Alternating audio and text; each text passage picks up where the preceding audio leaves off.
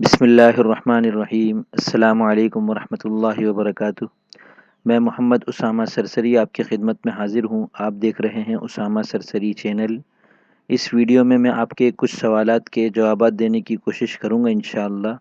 اس سے پہلے میں یہ عرض کر دوں کہ اگر آپ ہمارے چینل پر نئے آئے ہیں اور اس طرح کی دیگر علمی اور ادبی ویڈیوز آپ مسلسل دیکھنا چاہتے ہیں تو ہمارے چینل کو سبسکرائب کر لیں۔ شروع کرتے ہیں۔ محترم جمال عبد الناصر صاحب فرماتے ہیں السلام علیکم۔ وعلیکم السلام ورحمۃ اللہ وبرکاتہ۔ رہنمائی درکار ہے، کون سا جملہ درست ہے؟ آپ تشریف لائیے یا آپ تشریف لائیں، ہو سکے تو حوالہ بھی دیجیے۔ دیکھیں، لانا ایک مصدر ہے، اس سے امر کا صیغہ بنتا ہے لا، لاؤ، لائیں اور لائیے۔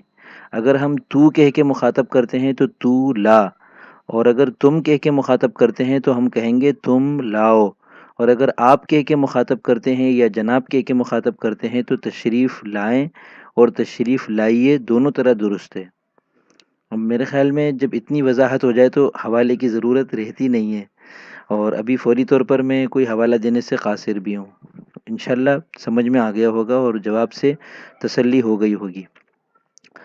دوسرا سوال، محترم توصیف احمد صاحب فرماتے ہیں السلام علیکم۔ وعلیکم السلام ورحمۃ اللہ وبرکاتہ۔ سر اسامہ سرسری صاحب، میں نے جب شاعری کا آغاز کیا تھا تو گوگل پر عروض کے بارے میں سرچ کیا تو سب سے پہلے آپ کا نام آیا، تو میں نے آپ کے بہت سارے مضامین پڑھے اور یقیناً بہت کچھ سیکھنے کو ملا۔ آپ اردو ادب میں بہت بڑا کام کر رہے ہیں۔ میں نے آپ سے یہ پوچھنا تھا کہ لفظ خضر کو شاعری میں کس طرح استعمال کر سکتے ہیں، مطلب اس کی تختی کیا ہے اور کون کون سے وزن میں اس کو باندھ سکتے ہیں، اور اگر ہو سکے تو مشہور و معروف اشعار یا پھر مرزا غالب، میر تقی میر اور اقبال کے اشعار حوالے کے طور پر پیش کیجیے۔ بہت شکریہ۔ سب سے پہلے تو آپ کا شکریہ کہ آپ نے حوصلہ افزائی کی اور تعریف کی، اور جہاں تک لفظ خضر یا خضر کا تعلق ہے تو اسے دونوں طرح باندھ سکتے ہیں، یعنی ضاد کو ساکن بھی کر سکتے ہیں اور زبر بھی لگا سکتے ہیں۔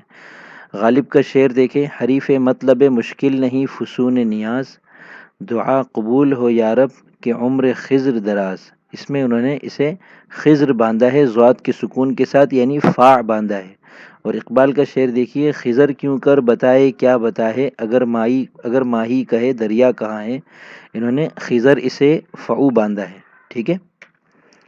سوال نمبر 3، السلام علیکم۔ وعلیکم السلام۔ جناب عابد حسین صاحب فرماتے ہیں کہ نون مغنونہ کسے کہتے ہیں؟ دیکھیں، نون کو اگر پورے طریقے سے پڑھا جائے، جیسے لفظ نون کے اندر ہی آپ دیکھ لیں دو نون ہے، پہلا نون بھی پڑھا جا رہا ہے پورے طریقے سے، دوسرا نون بھی پورے طریقے سے پڑھا جا رہا ہے۔ اسی طرح مغنونہ میں بھی نون دو نون ہے، پہلا نون پوری طرح پڑھا جا رہا ہے، دوسرا نون بھی پوری طرح پڑھا جا رہا ہے۔ یہ نون غنہ نہیں ہے۔ نون غنہ یا نون مغنونہ کسے کہتے ہیں؟ آپ اپنے اسی سوال کے اندر دیکھیں، سب سے آخری لفظ ہے ہیں میں 3 حروف ہیں، ہا، یا اور نون غنہ۔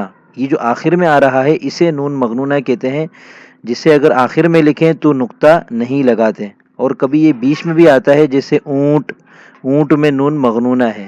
ٹھیک ہے نا۔ شاعری کے اندر نون مغنونہ کا باقاعدہ وزن شمار نہیں ہوتا۔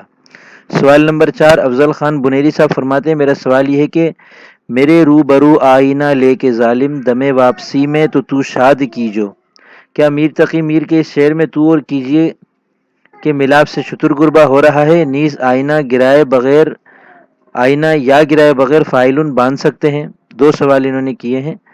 تو پہلے سوال کا جواب تو یہ ہے کہ کیجیو جو ہے یہ کیجیے کی طرح نہیں ہے۔ اگر کیجیے ہوتا تو اس کے ساتھ تو کے بجائے یا آپ آنا چاہیے تھا۔ یہ کیجیو ہے۔ کیجیو کا مطلب ہوتا ہے کرنا، یعنی آپ وہاں جاؤ تو یہ کام کرنا، تم وہاں جاؤ تو یہ کام کرنا، تو وہاں جائے تو یہ کام کرنا۔ اس کا کرنا کا تعلق تو، تم اور آپ تینوں کے ساتھ ہے، تو اسی طرح کیجیو کا تعلق بھی تو، تم اور آپ تینوں کے ساتھ ہوتا ہے، تو اس میں شتر گربا نہیں ہے۔ ٹھیک ہے۔ اور آئینہ کو فاعلن اگر باندھنا ہو تو بیچ کی یا گرا دینی چاہیے، لکھنے میں بھی گرا دینی چاہیے اور اسے آئینہ لکھنا چاہیے۔